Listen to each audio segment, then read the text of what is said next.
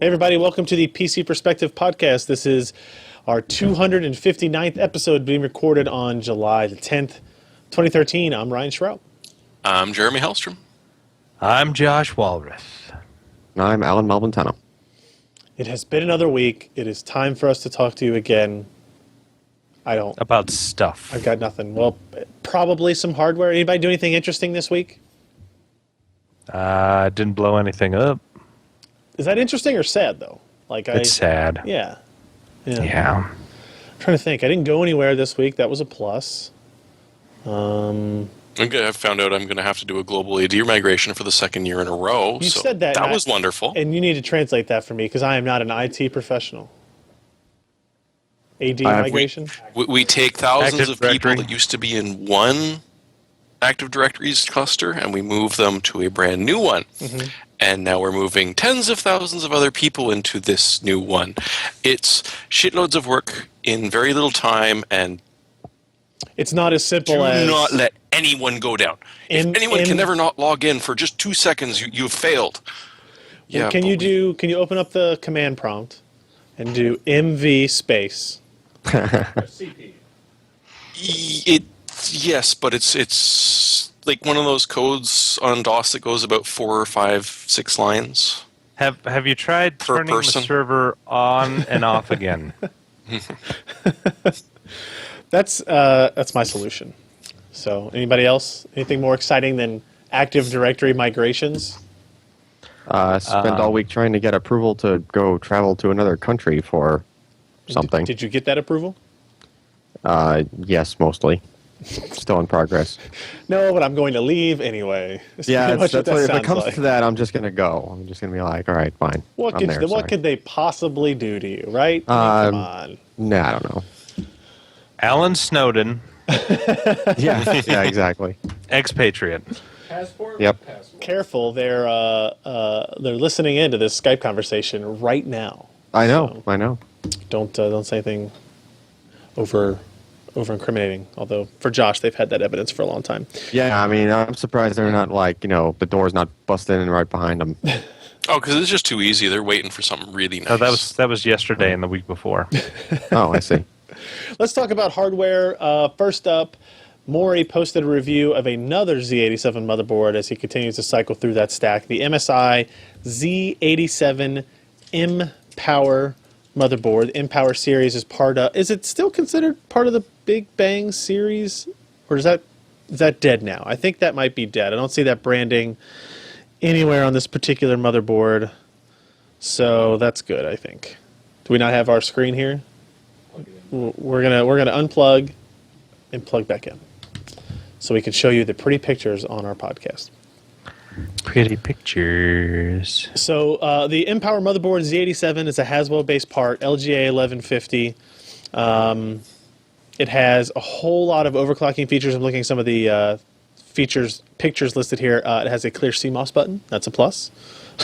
The easy buttons, direct OC, debug LEDs, multi-BIOS, so you corrupt your BIOS, that's a plus, you can just fix it. And then the VCheck probes, which are for if you want to use voltmeters to kind of measure voltages, not through software, you can do it directly through hardware.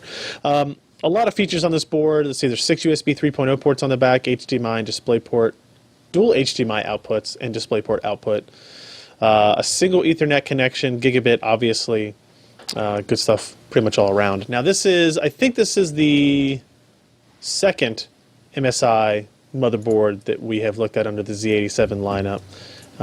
This is definitely the higher end option, the bigger overclocking option. What do you think about the color scheme? Black and yellow, black and yellow, black and yellow. Black and yellow, black and yellow. Mm-hmm. Designed by Wiz Khalifa himself. I think that's what they're inspired by. Or a deranged hornet. They're all just deranged Steeler fans. I'd never met a non-deranged Steelers fan in my life, so Good point. Yeah.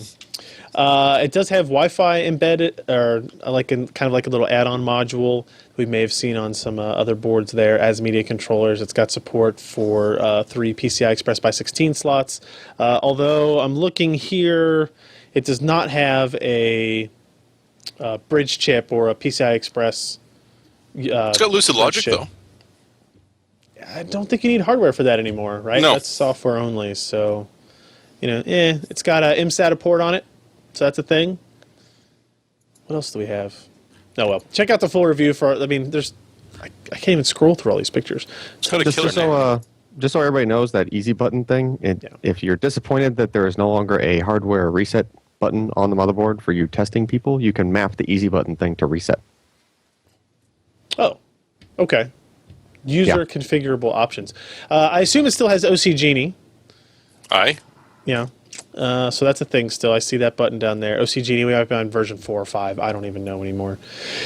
Strengths from Maury's review is good stock performance, board layout design. It has a killer NIC. I did forget that. It integrates a killer NIC technology, which I don't really want to discuss anymore on the podcast. Well, it's Qualcomm now, isn't it? It's owned by Qualcomm, yes. So it's really like just getting a higher-end discrete networking controller. adapter. Maybe that's not the right, discrete's maybe not the right term, but it's only $230 on Amazon, $235 on Newegg, which is not a bad price for what was probably considered one of the higher-end Z87 motherboards. It doesn't have all of the bells and whistles. It's something like the Rampage 6 Extreme. Is that what number we're on? Rampage 6 Extreme.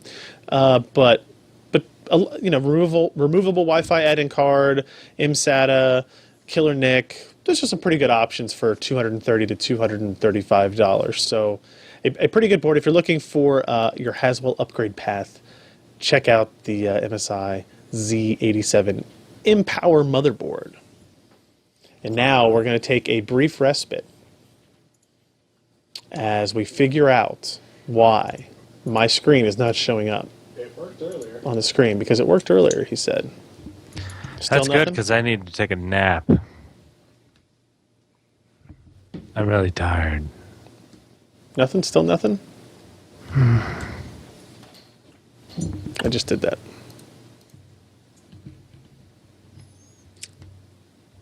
And now I know that I'm disappointing Brett Nordquist. It works now? Great. Because he said this was his first time listening to the show. And it's crap. And we just went and jacked it up. People are tired. We have a lot of interruptions. It's just garbage. Not people, just you.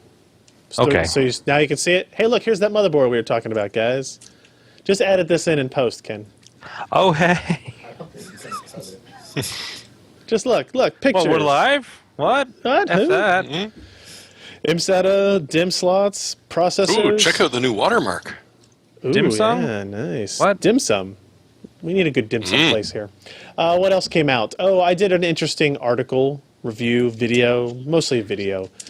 This is of the Rode VideoMic shotgun microphone. This is obviously not exactly PC hardware, but I thought some people might find it interesting. We do a lot of video stuff here. Obviously, we have a pretty good setup with lights and cameras and good microphones and all that for when we're in the studio, but when we go out, sometimes it's a real pain to have to bring along wireless mic packs and make sure you charge everything, and getting clips on people's shirts and all that kind of stuff. So we were looking for like an easier, quick option for recording video. We have cameras that can do video very well, autofocus, all that kind of stuff, but the integrated microphones on these things generally suck. Oh, just they're the worst. So Ken suggested that I pick up this video mic from a company called Rode. I don't know what you call that. What's that letter? R with the dash, the slash through it? Nobody? It's a Hoofen. Yeah. It's not an umlaut. No. I know what that one is. So do we still have audio from my laptop? Because what I'll do is I'll talk about it's a shotgun mic. It mounts to your camera. I don't have the audio on right now yet. You want to turn it down some? So you're talking about a mic, but you're not actually using the mic to talk. Not in this one, but I do later. Oh, I'm still playing music too. That would really screw with people. All right. So how about that now? So what we do in the review is we'll play a part where we recorded audio directly through the Panasonic GH2, and it'll sound awful, and then we'll play it back with audio as it comes from the Rode video mic. Are we ready here? Good? We're actually just going to use the integrated microphones on the Panasonic GH2 camera. So which will probably notice there's a lot of background noise. I'll probably sound pretty hollow and far away. Let's see what other options we have. So now we switch over to the standard operating mode for the Rode VideoMic. We should sound quite a bit better. There'll still be some road noise. Obviously, it's not going to be able to cancel out everything, but it should be significantly better than anything on camera. All right, and finally, here we have enabled the 80 hertz high-pass filter. This should be a little bit quieter on the road noise behind me, and this might be the better option for a lot of these particular outdoor settings. Now, you can pick up the Rode VideoMic for $170. It's a little bit steep for a lot of consumer-grade applications, but it does come with a 10-year warranty, and as I think you can hear, the audio quality difference can be quite dramatic. Because we like drama. I would also point out that that is not the car. That's not my car behind me. That is a sweet ride, though. Yeah. The S5. Somebody in the comments of that video on YouTube already was like, "Oh, tell me that's not your car," which I think it's a nice car. It's a very nice car. It's an S5, right? What is an S5? It's an Audi S5. An Audi. Oh, an Audi. An Audi. So, you know, it's $170. It's fairly expensive. If you're just recording maybe your family at home, it may not be worth it. But if you do anything that's outdoors, or you want to make, the audio quality more closely match what you're doing with your video, if you have a DSLR, you really could use an audio upgrade more than likely. So $170. It's kind of expensive. For our purposes, it'll be nice. We can take it and do, on-camera interviews much more easily. Jeremy's homemade prawn. Yeah, because it's so inconspicuous, no one's ever going to notice you pointing them that in their face. It is kind of, especially if you look at it like on this camera. So this GH2 camera is a micro four thirds camera. It's smaller than like a Canon 7D that we would normally use. But it's swinging a nice 6-incher. But it's got it where it counts, guys. In the lens, I mean, and then the microphone. Got it where it counts. Yeah. Okay, other things that happened this week in terms of reviews. Apparently, you guys didn't really write anything. Hey, I've been busy. I got things going on over here. Yeah. I mean, what about Allyn? Bring Allyn up. Look. Oh, there you go. Huh? Alan, what you been doing, huh? Hanging out with your girlfriend. Girlfriends are expendable. Your job is not. No, she's not even here. Oh, well. See As he how looks around to expendable make she is? sure she's not behind me, is she? Oh, hold on. I got right here. Yeah, there it is. Yeah. All right. Yep. Those are a little bit lower maintenance. The actual cats. Yeah, just a little. So I did post 2 new frame rating stories this week, which don't be alarmed. We're not going to talk for 4 hours about it. The process, I hope everybody knows everything about frame rating by now. Capture-based performance testing methodology, very different than what basically anybody else is out there doing right now. I've gone through frame rating with every graphics card that's been released in the last probably 2 years, all compiled up through, on the website and all these different articles. But all the recent cards that have been released, like the 780, the 770, the 760, the Titan, nothing from AMD, I guess, in that time span, right? 7990, but I think that was before Titan, right? Yeah. It was after Titan? Yeah, you're right. But anyway, so we've done all those. Then I was like, I know when we talked about Haswell release, Josh, you brought up that it would be interesting to run frame rating on it. Yes, because that obviously did not occur to you whatsoever. Right. And I didn't get the really interesting stuff. I still don't have the really interesting hardware, to be completely honest with you. Iris E. GT3E I still don't have, and when I bug Intel about it, everybody just kind of keeps passing that buck along. So I'm just going to have to... It doesn't exist in any product that I know of yet. Does anybody... I don't think GT3E exists in a product yet with the embedded DRAM. Not sure doesn't the 13-inch MacBook Air? No, well they use No? they use GT3 but not GT3E. Oh. Right, so they have the higher shader count, execution unit count, and actually so does the 11-inch. So what we did with this story is I took a collection of notebooks and then one desktop part, and we ran frame rating on integrated graphics on different configurations. The first one was Ken's 11-inch MacBook Air using Haswell. This actually has a HD 5000 graphics solution in there that is GT3, but it's the most basic level of GT3. It's not GT3, it's not Iris, it's not running at the higher clocks. Interestingly, this part also only has a dual-core processor that runs at base clock of 1.3 gigahertz and can boost as high as 2.6 gigahertz. So it's only a dual-core processor with hyperthreading, and it's a Core i5 4250U. But it does have a higher, theoretically higher graphics performance part than even the highest-end desktop part, like the Core i7 4770K. So we have that MacBook Air as one competitor. I also got in an MSI Haswell-based laptop, the GE40, and this machine is based on the Core i7 4702QM. It's a quad-core hyper-threaded part with a base clock of 2.2, so almost a full gigahertz faster than what the MacBook Air has. But it has the GT2-based HD 4600 graphics, so it has about half the execution units. They run probably a little bit faster, but there's half of them. But the processor portion is significantly faster. The third and final laptop that we tested was actually our original Trinity test bed. This was it's not a very pretty laptop, but that wasn't the point for this benchmarking and evaluation. Was it uses the A10 4600M APU. It has the Radeon HD 7660G branded integrated graphics. I believe that is 384 SIMD units, stream processors. So I think that's what it is. 384. How many? 384, I think. I think you're right. Yeah. And then the final part that I included in here, and it skews the results a little bit. I mean, we went back and forth on whether or not I should include it, and this was a Richland desktop APU.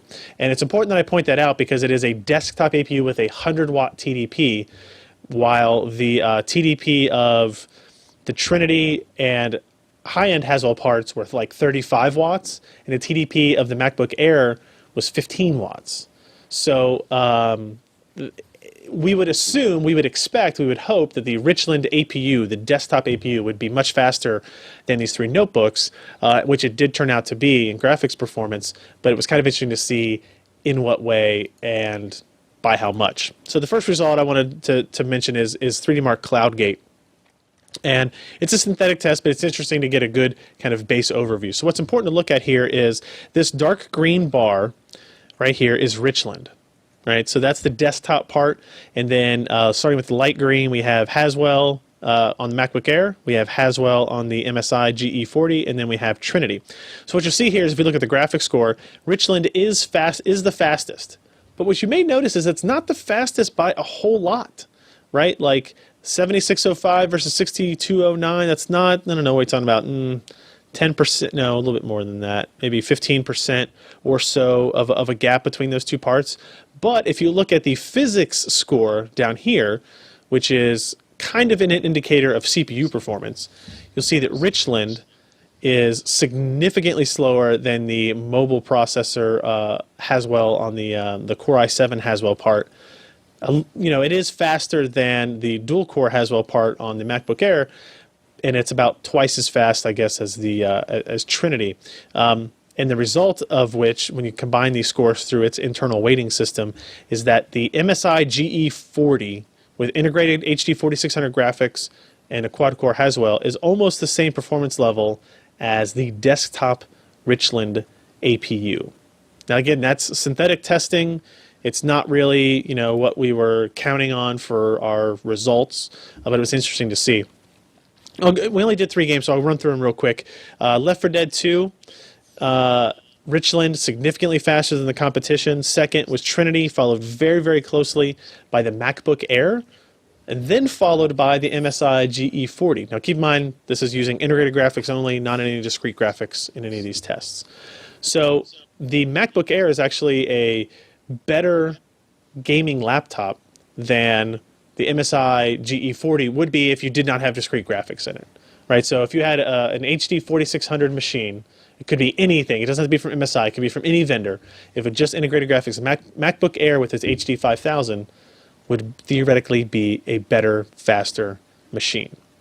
That was actually a little bit surprising to me. Like, I knew the HD 5000 in theory should be faster than the 4600, but I just kind of expected with the drastic clock speed differences between the CPU and going from dual core to quad core, that somehow that would affect things a little bit more, and it didn't seem to do that.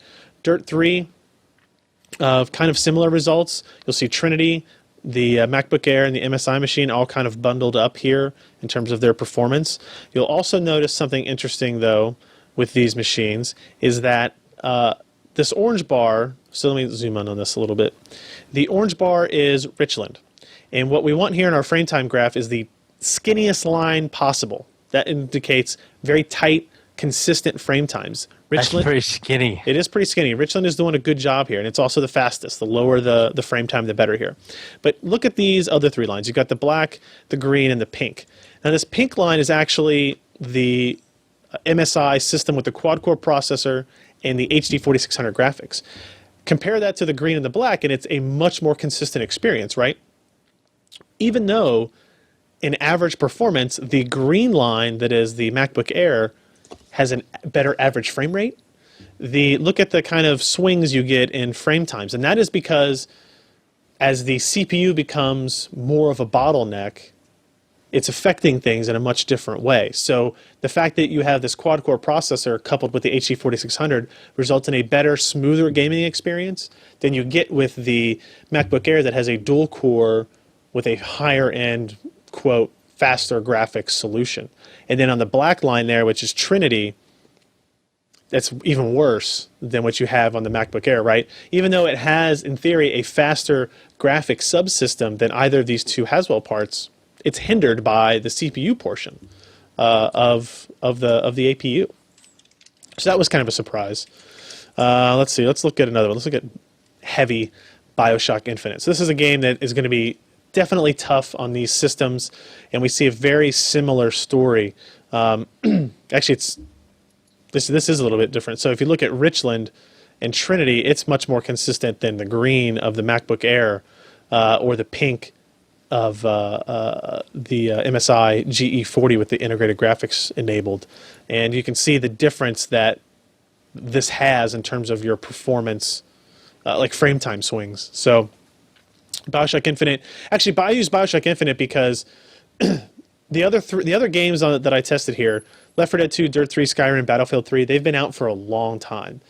Even, this might sound bad, even Intel's graphics engineers that maybe don't spend as much time thinking about gaming as the AMD and NVIDIA teams do, they've had time to see these games and optimize for them. BioShock Infinite, however, is relatively new, and it seems obvious that Intel did not have any kind of optimization in their drivers for that particular game.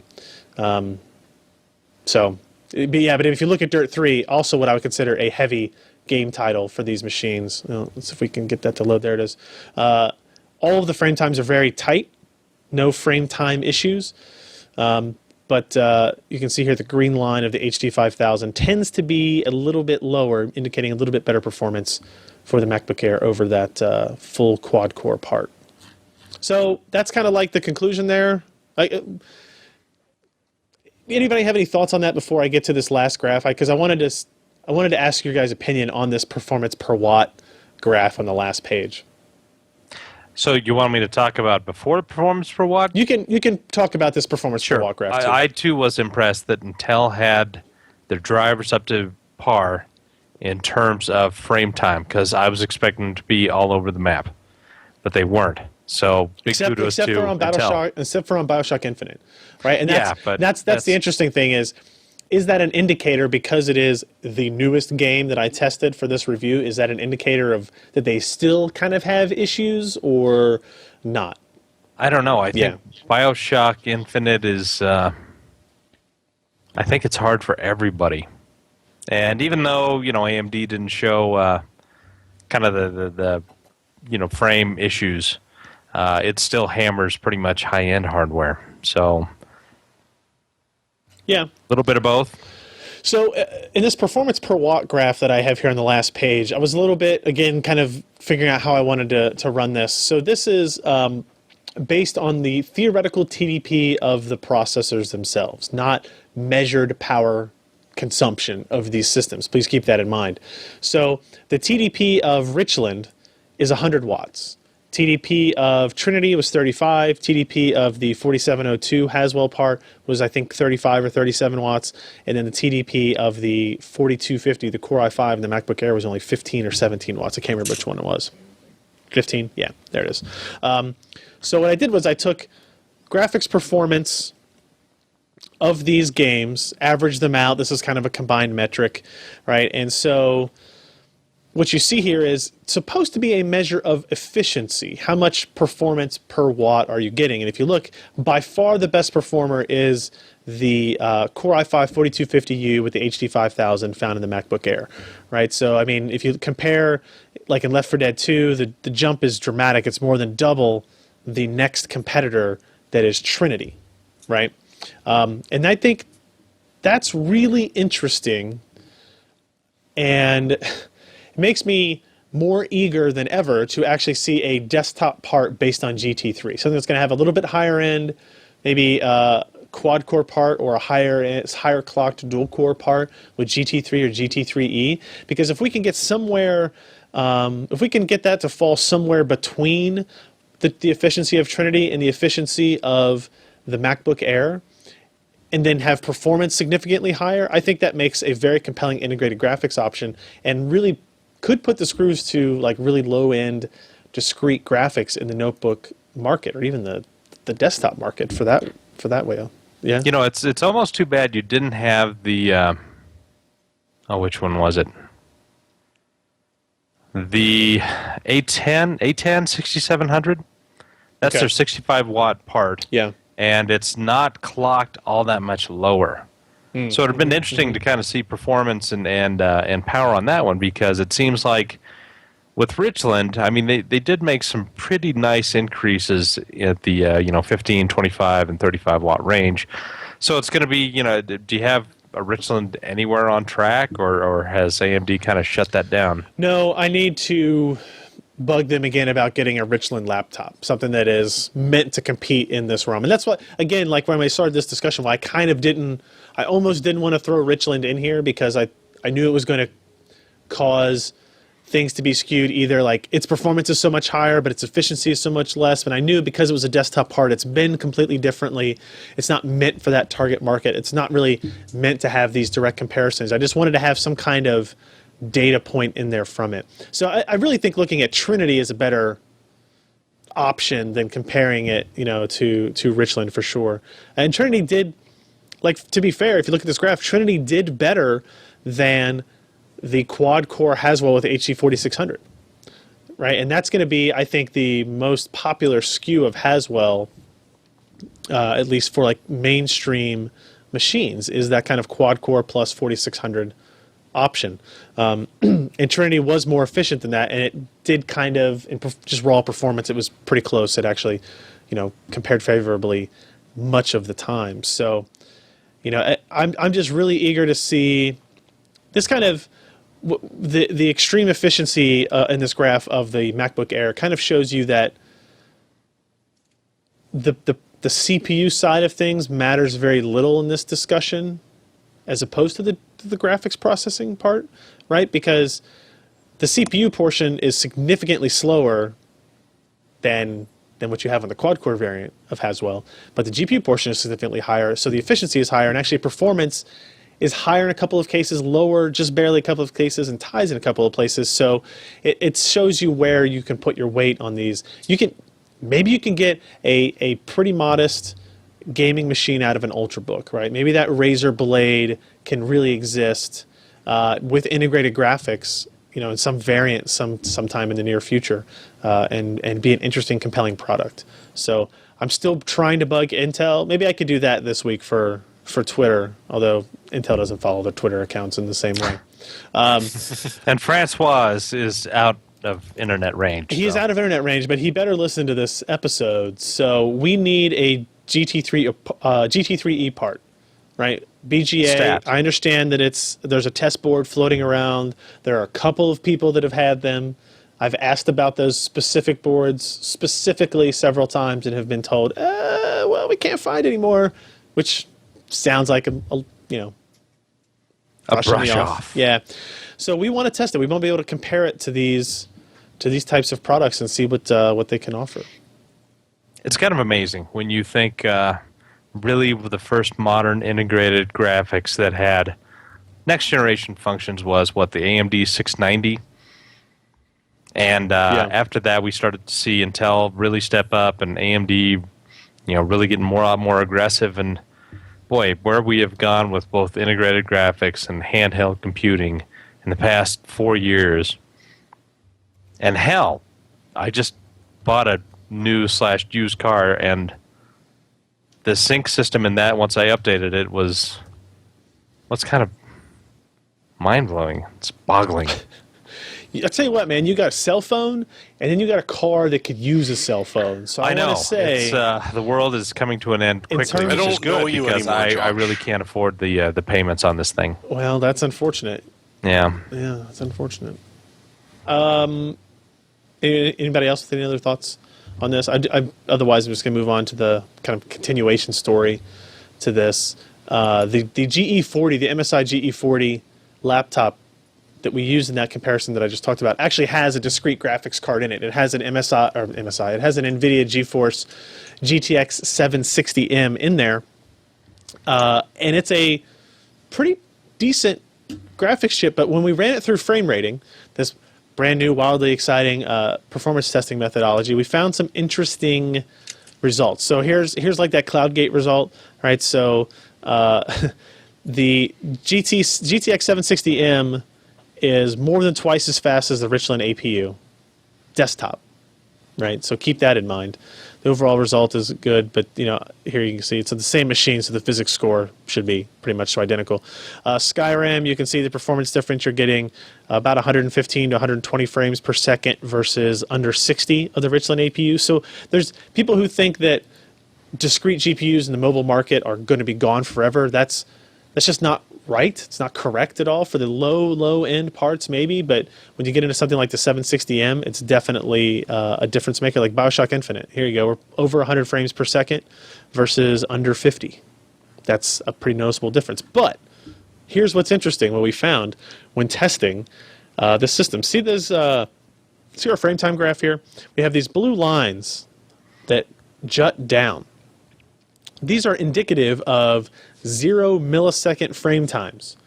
I gotta Dropped frames. Well, that's what I thought at first. They're not drop frames. It's interpreting as that drop frames because what we're seeing are issues with NVIDIA Optimus working with transferring. So NVIDIA Optimus as a technology is supposed to transfer the frame buffer of the game from the discrete GPU to the integrated GPU so that it can output the result to the primary display. The primary display is only connected to the Intel IGP, and so it kind of has to pass through the data that way. So what it appears we have found in this testing is that sometimes that copying process doesn't happen correctly. So in Dirt 3, you can see it again here. If you look at this graph with the blue lines that jut down very dramatically and very frequently, actually, and even though the average frame rate is quite high, the result is this graph here. And so what it sees is drops frames, and it sees that because this is actually a good example of what we saw. So what you'll see here is you see purple, you see olive, you see purple, you see olive.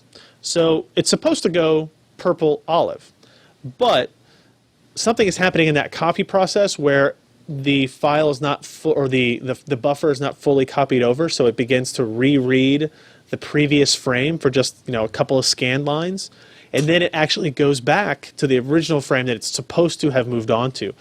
The result of this is that the frame rating methodology thinks that it skipped 11 frames in that interim, right? Which it really didn't skip 11 frames. There was an anomaly in the image, and it needs to be reported and looked at and investigated, but it didn't actually skip 11 frames. This image actually shows it a little bit clearer as well. You can see it goes from a yellow to orange back to yellow, and you can even see that there's a kind of like stair-step pattern, and it actually goes all the way across the screen in that way.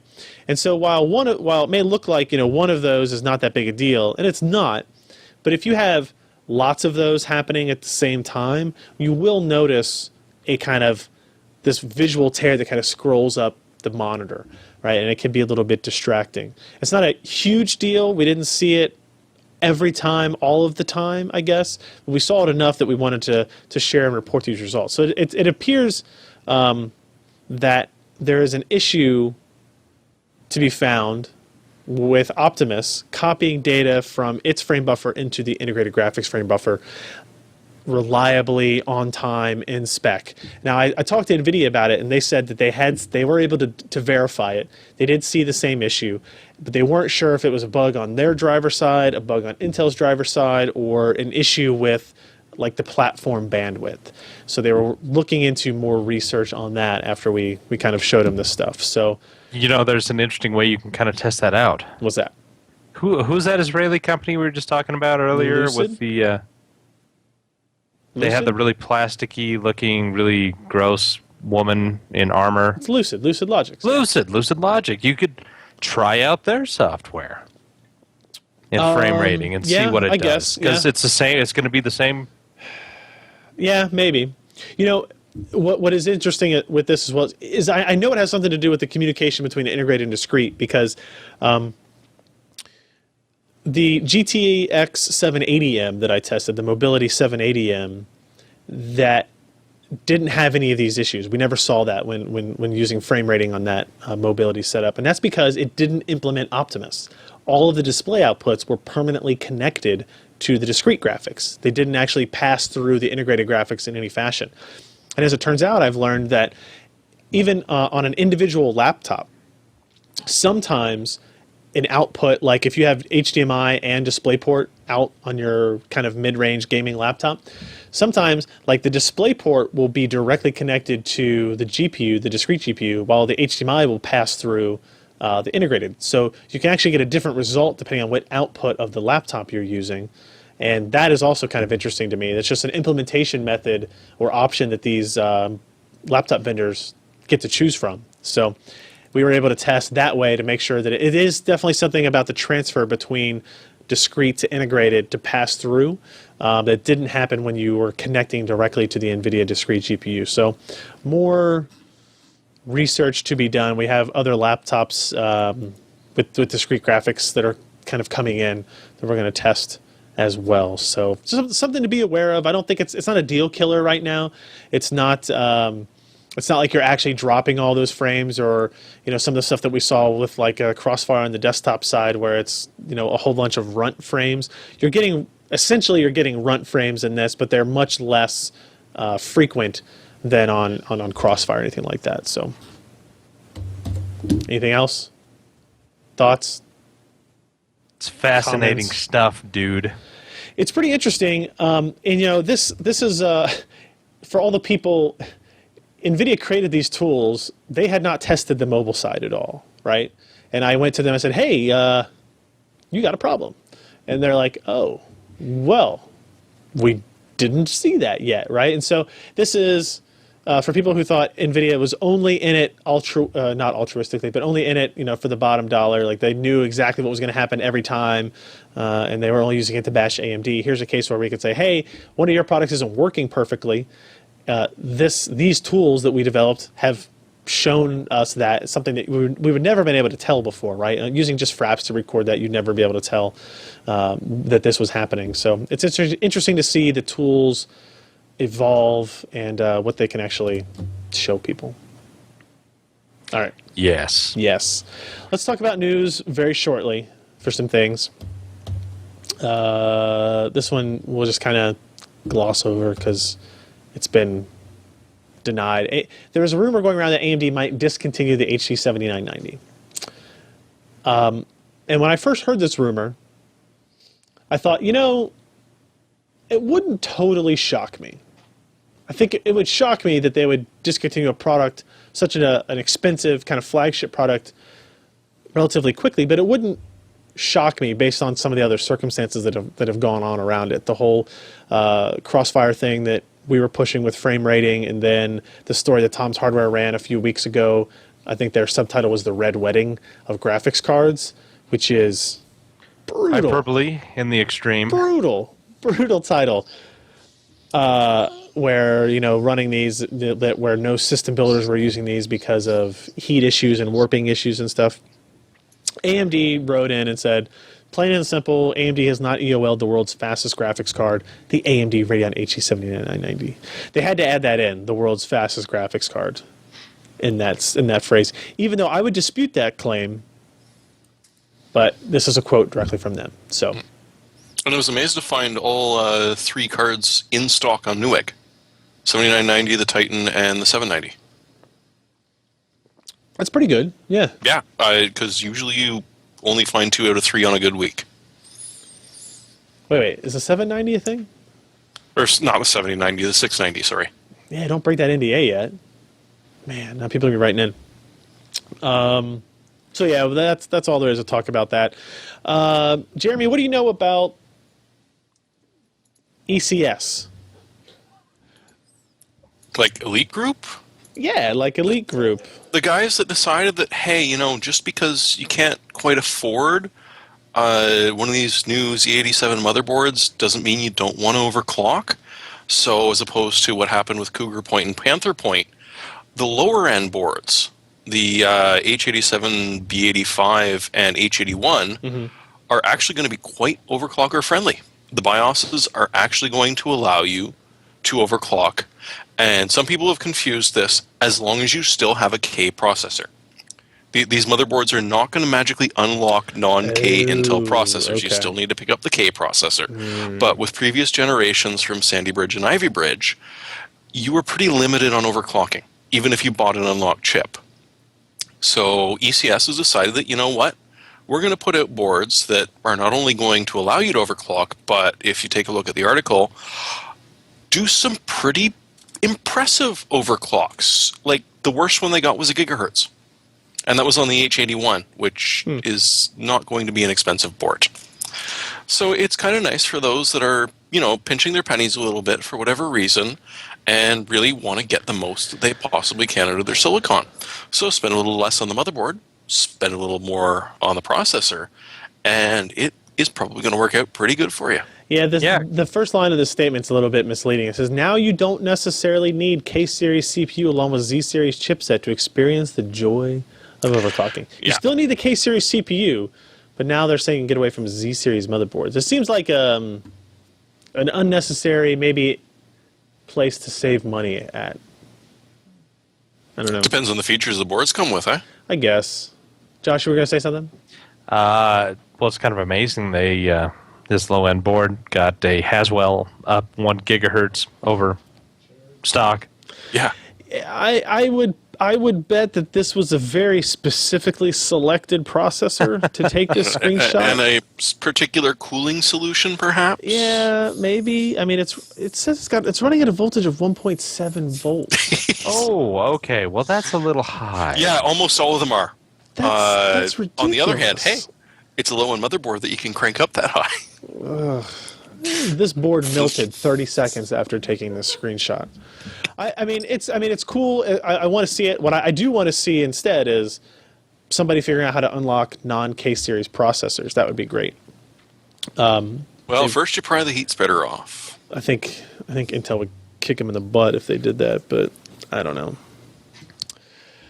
Moving on, Intel's BayTrail apparently had leaked benchmarks. Scott wrote this up. BayTrail is still seasons away, but engineering samples are already in use, at least for research and development purposes. Someone somewhere down the line decided to run a benchmark, which was posted online, and Tutu, the benchmark utilized, measures a spread of factors including memory, integer performance, floating point perf, 3D perf, and so forth. It does not, unfortunately, it does also include some non-CPU GPU factors in its score, and apparently the Silvermont-based chip clocked at a modest 1.1 gigahertz received a synthetic score of 43,400 and something.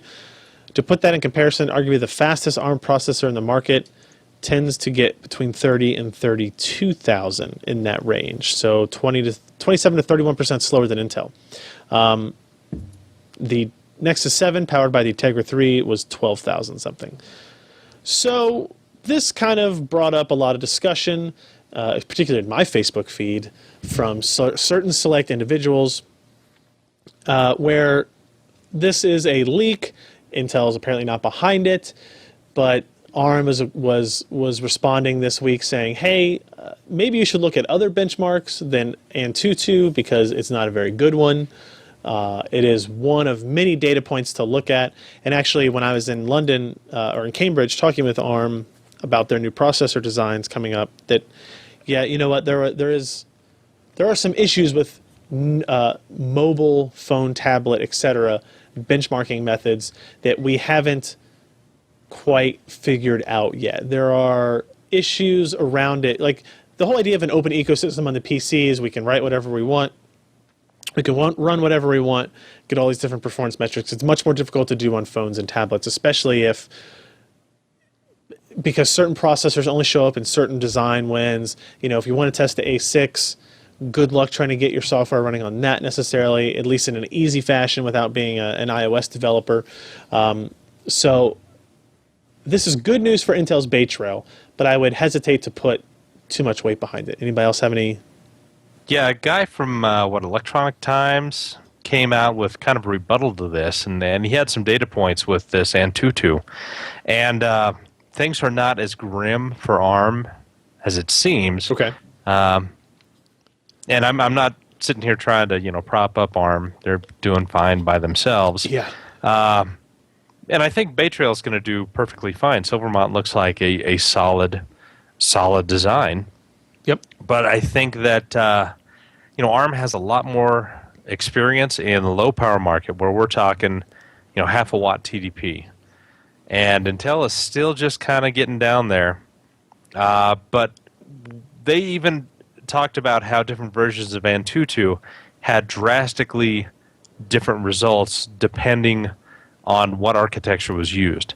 And so, one of the earlier ones, ARM was doing really well, and then one of the later ones, ARM improved by 20%, but the Intel products improved by like 40 to 60%. Wow. And then there's only a handful of the benchmarks in Antutu where Intel was really ahead. The rest was, ARM and, the better integrated graphics that they have, like what the Samsung is their Exynos processors are using.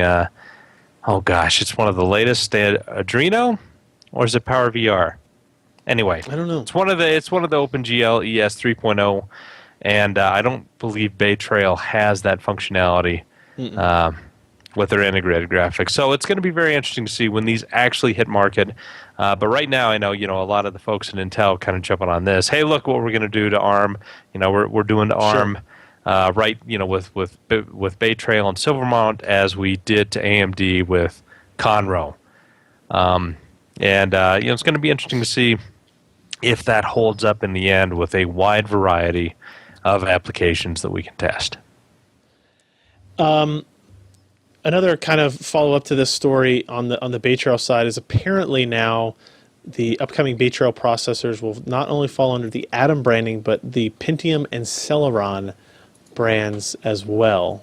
So I hope you guys liked those names because they're going to be around forever. Forever. So BayTrail SoCs based on 22 nanometer Silvermont microarchitecture include 5 processors in the Atom family, 2 in the Pentium family, and 5 in the Celeron family. All 5 of the Atom branded processors are BayTrail I. Leaked Atom lineup includes, ranging from 1.3 to 1.9 gigahertz, ranging from 5 to 10 watt TDP. There will be 1 BayTrail M and 1 BayTrail D Silvermont-based CPU under the Pentium brand, the Pentium N3510 and the Pentium J2850. Those make sense again. These are quad-core parts, ranging from 4.5 to 10 watt TDP. Actually, the 7.5 watt TDP to 10 watt, I'm sorry. And then the BayTrail M under the Celeron brand includes 2 quad cores and 3 dual cores. And I hope the 1750 and 1850 is a misprint. Because if the J1750 is actually clocked 400 megahertz higher than the J1850, I'm going to throw things at somebody. But it's dual core versus quad core. Still. So the 1850 is quad core at 2 gigahertz. The 1750 is a dual core at 2.4 gigahertz. Yeah, you got to give it a different name. I would recommend everybody print this page out and study it closely, and then forget all of those model numbers because I don't have a chance at that. It's nuts. No, you're going to be so lost. You see, I was one of the people, a proponent of getting rid of the Atom brand. It's like you need to wash away the Atom brand because it has a bad name in mobile technologies. For a good reason. And apparently, I should have said, and also don't use Pentium or Celeron. Celeron. Put those marketing heads to good use and come up with something awesome like Hey, at least Centrino is pretty much gone. Iris. I just bring Centrino back. Centrino, yeah, there you go. Yeah, okay. Oh, good. Merrifield, that's a code name. No, I don't know. You could call it like G2 Killer. How about that? That's available. No, I think Gigabyte has that one G2? already. Yeah. Oh, all right. Damn it. I don't know. So be prepared for us to talk about Atom and Celeron and Pentium for another 3 or 4 years at the very least. Good news if you're buying an NVIDIA graphics card and you like Tom Clancy games. Splinter Cell Blacklist will come free when you purchase a card of GTX 660 or above. That includes, where's this at? GTX 660, 660 Ti, 670, 680, 760, 770, or 780. If you buy a Titan, I guess, tough crap, I guess, or the 690, tough crap. But if you buy those cards from a participating partner, receive a free copy of Splinter Cell Blacklist Deluxe Edition for PC to be released on August 20th, 2013. Isn't the character Sam Snead or something? He's a secret Fisher. agent and a really good golfer. Yeah, no, I think that's what it is. So half of the game is Golf Simulator. Ah. Right, and he's a golfer. Then once you kill Tiger Woods. He's a golfer, right? He's a golfer by day, and during the night, it's like the screenshot he puts on the Triple goggle thing. Ken says he No, I think played that's that. one of the golf courses. Oh, yeah, that's the rough part of town. I play someplace else. Well, it's like, It's a miniature bunker. golf. Cutting-edge gaming technologies for Splinter Cell Blacklist include DirectX tessellation, NVIDIA HBAO+, TXAA anti-aliasing, and surround technologies to ensure gamers can experience smooth frame rates and awesome visuals in all of their covert missions. Smooth frame rates. They're not dumb people. They're not dumb. So it's interesting. We've moved past Metro last slide. Now they're on to Sam Fisher. They're on to Splinter Cell Blacklist. Still, obviously, what I find interesting about this versus what AMD currently has the Never Settle. The Never Settle bundle games now they're not old, but they're old, right? So here's a game that's not out yet.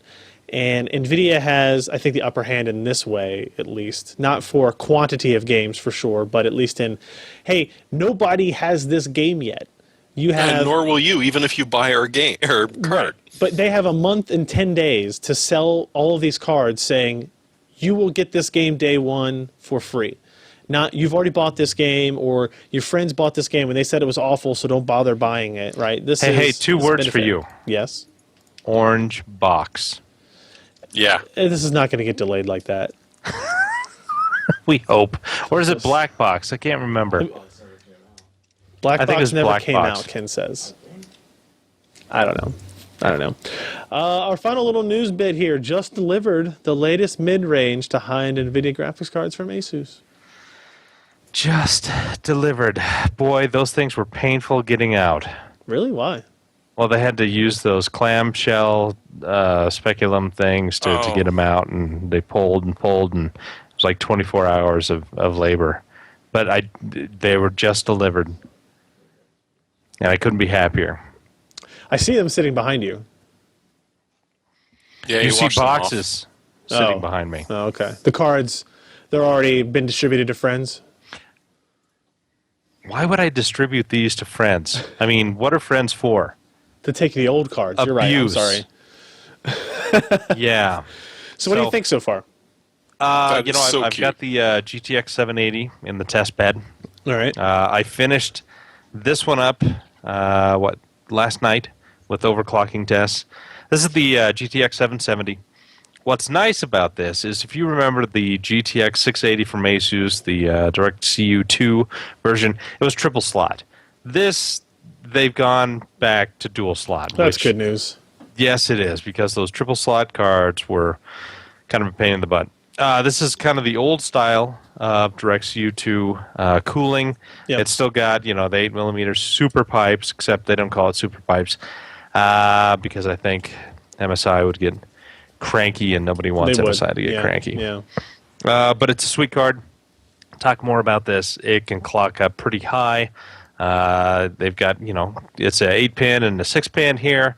Power is good. The design is it's unique to ASUS, and they've got some pretty high-end hardware. The GTX 760, it's the newest one of the bunch. Again, it's a new style DC2. I think it's I can't remember. Same size fans, but slightly different design. Cooling shroud is, of course, different design. Instead of metal, it is plastic. Kind of a bummer, but I got to save some money. Use the 8mm heat pipes. And what's kind of interesting is if you look at the GTX 760 and look at the back here, I see it. and then let me get this all straightened out. This is the GTX 670 DC Mini. It's their small, 670, Right. and It's the same size. it's the same PCB. I wonder who's going to win. I don't know. The one with the bigger heatsink always wins. Well, that would be the 760, but it's Right. got fewer stream units. Ah. Damn it. Right. But yeah, and finally, the last one is the 670 Mini.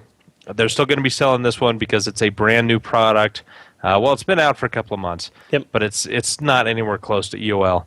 It's a small card with this heatsink, and it's a pretty heavy little bugger, Dense. too. Yeah, and it's got the new fan. The new fan that you see on the GTX 780, and unfortunately I can't show you the GTX 780 because it's in the other machine running benchmarks as we speak. Is the shield on that one metal? The little tiny guy. I think so. Yeah, I would think so. I would hope so. Just tap it. It looks plastic to me. Yeah, it probably is plastic, but who cares? Because it's a GTX 780. Oh, he was talking about the 670. Yeah, no, I'm talking about the little Oh tiny yeah, the 670 HDPC plastic. card. That's Or- yeah. It's matte black plastic. Flat matte, Okay. Flat plastic. All right, so reviews of all those devices coming up soon, right? You hope. Well, actually, I hope too. Otherwise, I'm not going to get any more cards ever again.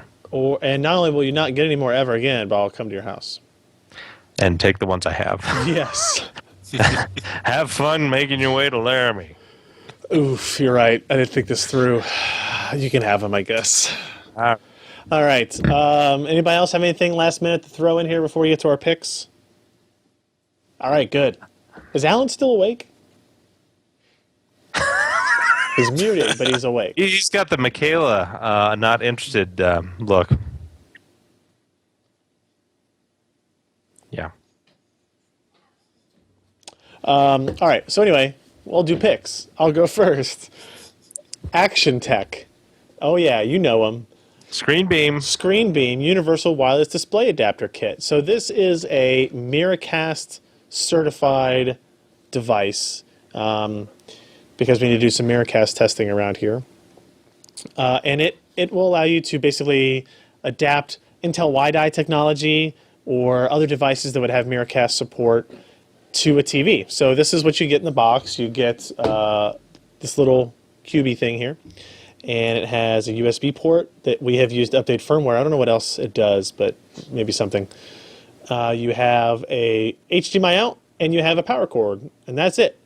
You hook this up to your TV, and then you either have a Miracast compatible device that is ready to look for that display output, or this particular model also shipped with a USB Miracast dongle you can connect to a computer or a laptop so that it would output its display that way. Obviously, this makes it less cool and efficient, right? It's not as interesting in technology if you have to install something on both sides. And the whole idea is that future TVs will integrate this technology. They won't? Ken saying no? I mean, I think... With a piece of duct tape, you could integrate that. The idea would be that you have this as another input on your TV rather than having to like connect it through HDMI, right? So you turn on your Samsung and you switch to the Miracast input, and then you have your laptop with Intel Wi-Di or the AMD wireless display technology, and you say enable it. It gives you the code on the screen. You type it in for the first time, it syncs, and boom, now you have a wireless display. That to me is a perfect world as long as it works and we don't have latency issues. That's the main issue that I think that we'll still have when we do like gaming, watching movies, that kind of crap. Who cares? You don't care about any kind of input latency that way. But I worry about creating an in-your-house on-live environment where you have input latency to display latency. So this was it's $75 on Amazon now. I bought it for like $68 a few days ago, and I think you can buy it without the USB dongle as well if you want just the receiver. So if you have Wi-Fi devices, this is the same thing as like that Netgear push to TV device. But this was recommended to me as being a little bit more reliable in some ways. So, Some ways. that's my pick. Next. Well, I just want to quickly make sure that everybody knows you can build a transformer that's either half Soundwave, half TARDIS, or half Optimus Prime, half TARDIS. Because, really, you need to know this, and you can make it. But, technically, this is neither hardware nor software. So, how about LibreOffice? All right. It now supports HSA. You will be able to get GPU accelerated. Well, I think it's more for the database part than the PowerPoint part. But it's nice to see that HSA has not just sort of died on the vine. It is growing, and OpenOffice is nice and all, but frankly, it's not getting the support that it used to.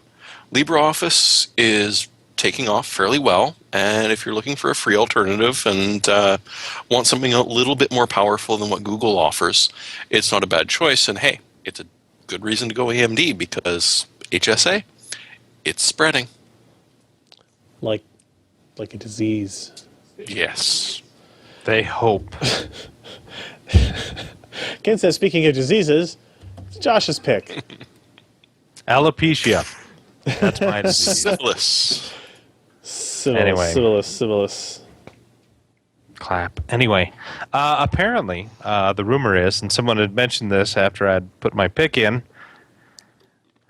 Steam sale starts tomorrow. Starts tomorrow. So, You can buy Skyrim Legendary Edition for some amount of money. legendary. I mean, Or- still you can get the Half-Life Oh, wait. 2 for $2.44. That ain't bad. Has anybody here played Company of Heroes? I might have a copy. They have a new benchmark mode integrated into Company of Heroes 2 that I kind of helped develop, and I need to try it out. That's the top-down squad-based one? That's with an destructible RTS. environments? Yeah. Yeah, that's actually a good game. Yeah. I liked the first one a lot. I haven't Yeah. installed the second one yet, so Yeah. I need So anyway, keep watch on steampower.com. waste your money. Waste On your games money. you will never play. They're counting on you. Steam is a software thing, right? Somebody's saying that your pick is not hardware or software. It's software. What, you let Colleen in? She's sitting behind me whispering, "That doesn't count." Josh doesn't count. All right, Alan, your turn to talk, buddy.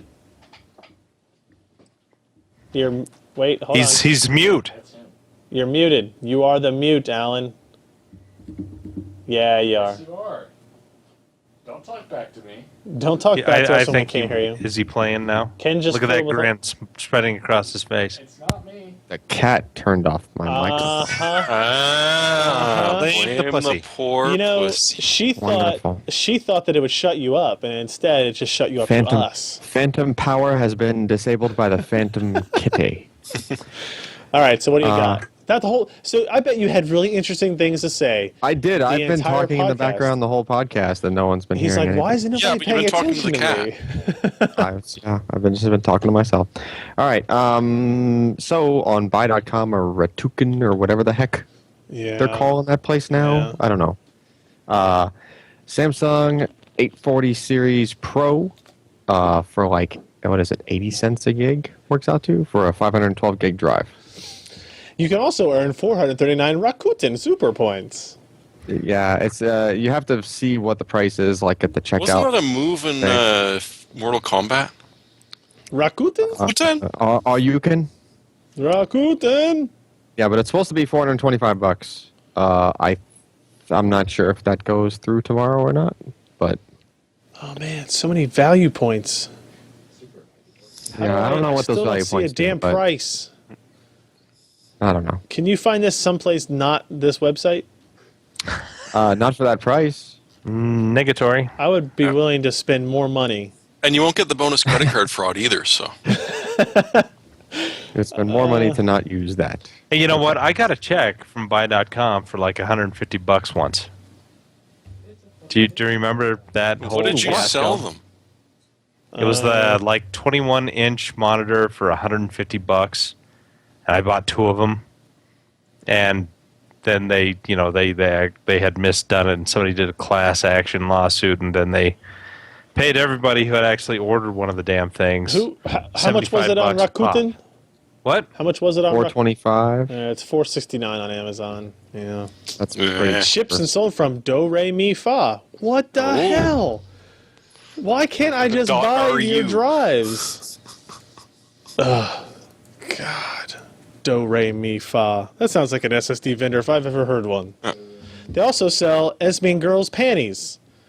Ooh, are they Because, pre-warned if for you're going to your... pick up an SSD, you might as well pick up some panties What at the is same wrong time. with this place? God. Alan, where do you browse? No, this was Exactly. me. He went to Ratuken. They send me an email. I went to Amazon. I went to. Oh Lord! I think that's everybody, right? Is there anybody else on the show that I didn't remember? That you didn't remember. Yeah. Any Yeah. more picks? Okay. So that's going to be it for us for this week. What do we got coming up for next week? We have at least one more notebook review coming of that MSI GT60, so you'll be able to tell if it's a good... It had the GT60 from MSI has the GeForce GTX 780M in it, as well as Haswell quad-core hyper-threaded processor. So it should be a beast of a machine. We'll have a review of that up by next week. I believe Maury has a Gigabyte Z87 OC Force motherboard review that we'll discuss. How about the rest of you? I've got my hands in my pockets, and the other one's flashing a peace sign. That is not a good review. Alan, what do you have lined up on the storage side? I am trying to get this stinking this guy. Ooh, that's a 4 big terabyte black. drive review. That needs to go 4 up. And big then, black. That's a big black drive. I have a mini SSD roundup, both of which need to try to go up before I jump on an airplane. Yes. You should do that. You should do that. We have some updates on the Indiegogo side of things. We have the t-shirts ordered. I started putting people into the ad-free version of the website. It's a lot more tedious process than I expected it to be, to have to go into our system, search for a username, click down to their profile, enable something, and go on. But I'm slowly working my way down that list. If you are in the Z's for username, you are going to be last. Sorry. Just a couple more days, probably. We ordered the t-shirts. We're getting all the materials we need in for shipping and all that kind of stuff, labels and stuff, that kind of deal. And then we have our Gold Club stuff coming up this week. I think we're going to post that this week with our first giveaway.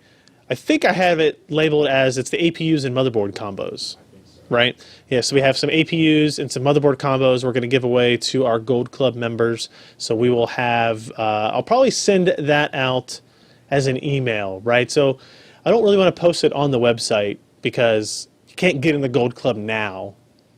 So the Gold Club is a very exclusive group of email friends that I will blind carbon copy, I guess.